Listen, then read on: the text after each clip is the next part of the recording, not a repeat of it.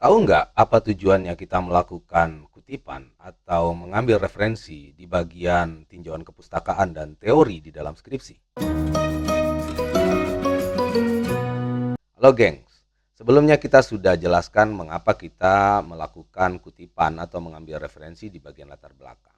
Nah, di dua bagian ini kita pasti melakukan kutipan atau mengambil referensi, yaitunya di bagian tinjauan kepustakaan dan juga di bagian teori.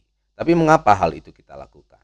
Kalau di bagian tinjauan kepustakaan sudah pasti kita harus menunjukkan referensi penelitian-penelitian terdahulu yang kita uraikan di sana. Artinya kita perlu menyatakan sumber dari mana kita mendapatkan penelitian-penelitian terdahulu tersebut. Kita tentu perlu menyebutkan judul buku, nama penulisnya, atau judul jurnal, nama penulisnya, dan seterusnya. Nah, tujuannya adalah untuk menunjukkan perbedaan antara tulisan-tulisan yang kita kutip itu dengan skripsi yang akan kita tulis.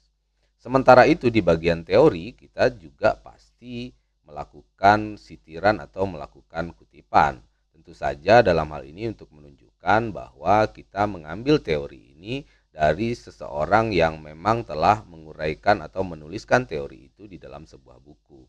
Nah, biasanya di sini teman-teman harus menunjukkan bahwa teman-teman mengambil teori ini dari sumber pertama, artinya dari buku yang ditulis oleh si pemilik teori sendiri.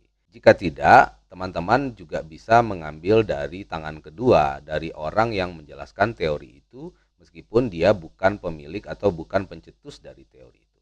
Tapi pada dasarnya, teman-teman harus menyatakan dari mana teman-teman mendapatkan teori itu, apakah dari buku yang ditulis oleh si pemilik teori sendiri atau dari tangan pertama ataukah dari orang lain yang menjelaskan tentang teori